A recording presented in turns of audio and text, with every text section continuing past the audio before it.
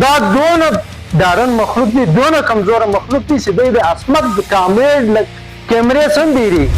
زه درته ولایم زه د سکول یو ماسټر یم. ما د دې شي په خدای افسوس درېږي چې د 3 کلو هلک ماته ناستي، د 4 کلو هلک ماته ناستي او زه هغه ته اردو زده کوم. اوس هغه خپله مورنۍ ژبه نه ده زده، هغه اوبه نه دي په تر اوسه په پښتو کې اوبه نشي ویلی، ډوډۍ نشي ویلی، او زه پر موټر ته لګیا یم الف چې انار دی چې بکي دی چې تختی.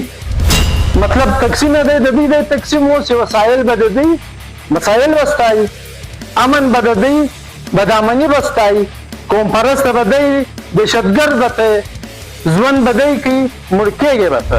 بیا دا کام د احمدشاه ابدالي بچیان دي، بیا دا کام د میرویس نیکه بچیان دي، بیا پر دې باندې ته د خپل ریاست نشې چلولی.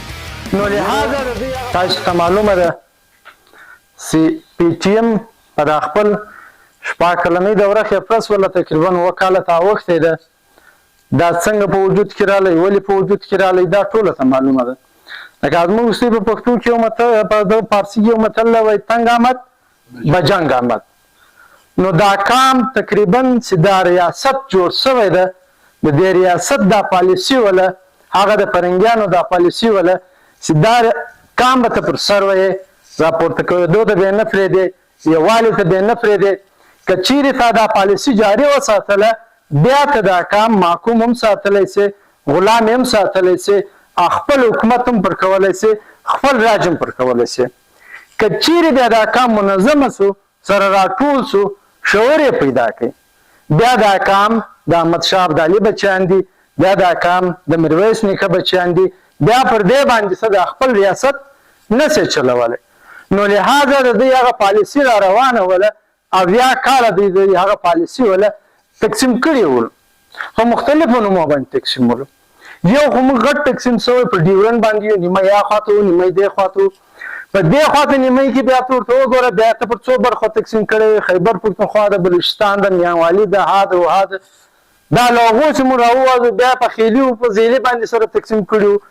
له خیلي او زیلي کې چې بیا ورته وګورې، بیا پلانی قومي اتحاد دی، یا پلانی قومي اتحاد دی، یا پلانی قومي مومنټ دی، هادا دی هادا دی، طبقي تقسیمو په مختلفو تقسیمو باندې دا کام سره پروت و.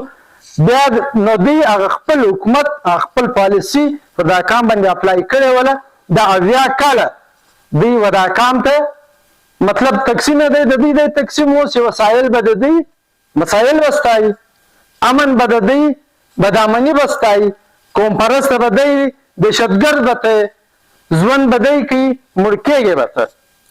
نو چونکې دی د وختو سره دی د پښتون قوم دونه تنګ رالی چې بیا د پی ټي ایم په شکل کې یو تنظیم راپورته شو، د پی ټي ایم په شکل کې یو تنظیم رالی چې نور موږ دا د غلامۍ ژوند نشو کولی، نور موږ دا د محکومیت ژوند نشو کولی.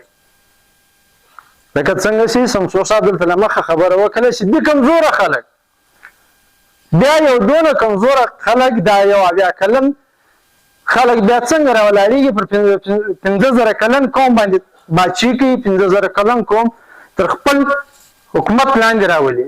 د دې هغه یوه خبره وه چې د دې ادمورتي تقسیم و.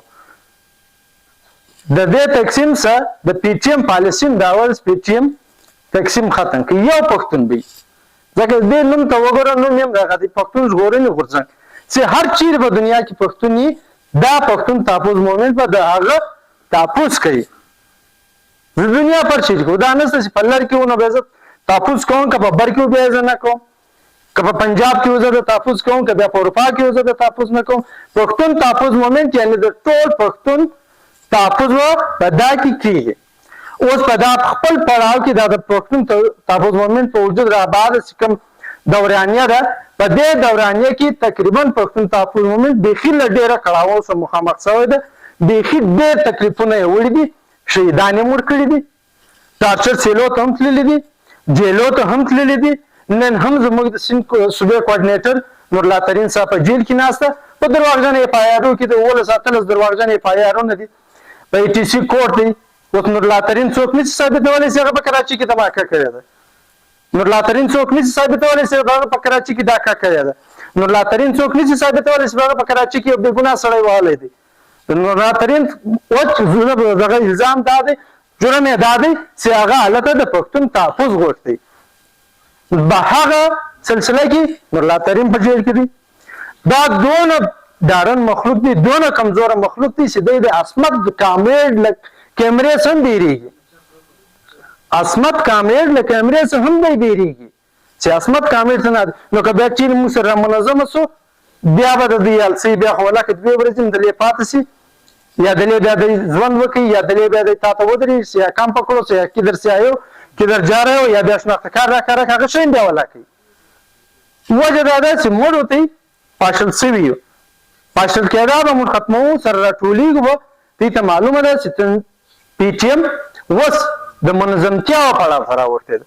د منظمتیا پړاو دا مطلب چې موږ به مرګري سره منظمه کوو. شعور خو اوس په قوم کې خپور سو، دغونه خلکو شعور پیدا کو، دغونه هغه سترګې خلاصې شوې چې یاره زما حق چیرې دی، زما وسایل چیرې دي، ما په حکومت کې برخه چیرې ده، زما په وسایلو کې برخه چیرې ده، زما د ژبې کم حالت دی، زما په سکول کې کم حالت دی. د هیڅ زه د سکول یو ماسټر یم، زه درته ولایم زه د سکول یو ماسټر یم. ما د دې شي په خدای افسوس درېږي چې د 3 کلو هلک ماته ناسي، د 4 کلو هلک ماته ناسي او زه هغه ته اردو زده کوم. اوس د هغه خپله مورنۍ ژبه نه ده زده، هغه اوبه نه دي په تر اوسه په پښتو کې اوبه نشي ویلی، ډوډۍ نشي ویلی، او زه پر بورډ ورته لګیا یم الف سي انار ب سي بکۍ ت سي تختي. یعنې دا هم د حکومت چې زما ستا ژبه هم محکومه سوې، کلتور هم محکومه ده، هر شی هم تر غلامي لاندې دی. بیا خبره راغله د ډیسپلین په تنظیم کې مهم ده، مهمه څانګه ده، منظمتیا مهمه ده.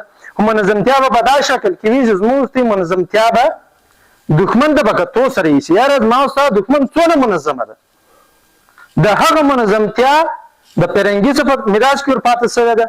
په 80 کال هغه منظمتیا پر مخ را روانه کړ. اوس به ما ته چې منظمه کېږو که کمزوره منظمه شو تر دښمن هم زما ستا منظمتیا ګټه نه وکړه، ځکه پر ما ته زورور ده په منظمتیا کې. که له ده سره برابر منظمه شو هم به بیا دا مبارزه دا لاره نور وخت پسې واخلي. مو به ځان دی منظمه کوو چې مو به تر دښمن 100 واره زیات منظمه کېږو. بیا په هغه صورت کې موږ خپل اهدافو ته رسېدی سو، موږ خپلو موخو ته رسېدی سو او موږ کوم لاره ده هغه پر مخ بولی سو. نو دا به زه هم انشاءالله ستاسې ټوله کولی چې موږ اوس هم په باډسپلینه توګه منظمه کېږو او په باډسپلینه توګه به په دې تنظیم کې د تنظیم غړي توب اخو. نو زه ستاسې وخت نه اخلم او مشران ناست مشران به وینا وکړي ستاسې کور ودان